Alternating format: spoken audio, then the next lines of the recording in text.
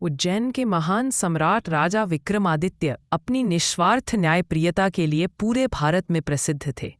वे रोज दरबार में प्रजा की समस्याएं सुनते और हर मामले में निष्पक्ष निर्णय देते। एक दिन दरबार में एक वृद्ध स्त्री आई। उसकी आंखों में आंसू थे। उसने राजा के सामने हाथ जोड़कर कहा, महाराज, मेरे पड़ोस में रहने वाले सेठ ने मेरा छोटा सा घर छीन लिया है। कहता है कि यह उसकी जमीन है।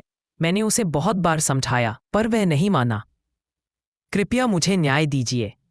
राजा ने तुरंत सेठ को दरबार बुलवाया। सेठ बहुत अमीर था और अहंकार में भरा हुआ। वे बोला, महाराज, यह जमीन मेरी है। यह औरत झूठ बोल रही है। विक्रमादित्य ने शांत स्वर में पूछा, यदि यह जमीन तुम्हारी है तो क्या इसका कोई प्रमाण है? सेठ बोला, नहीं महाराज, पर मेरे पिता कहा करते थे कि यह हमारी पुश्तैनी है। राजा बोले, और तुम्हारे पास कोई गवाह? सेठ चुप हो गया। तभी वृद्धा बोली, महाराज, मेरे पति ने अपने हाथों से यह घर बनाया था। मैं आज भी उस मिट्टी में उनकी मेहनत की गंध महसूस करती हूं। राजा ने सैनिकों को आदेश दिया, इस जमीन की खुदाई कराओ।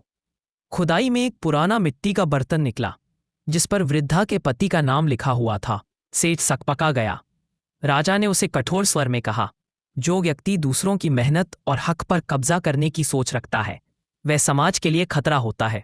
इसके बाद राजा ने घोषणा की, यह जमीन और घर इसी वृद्धा का है और सेठ को उसके गलत व्यवहार के लिए दंड दिया जाएगा।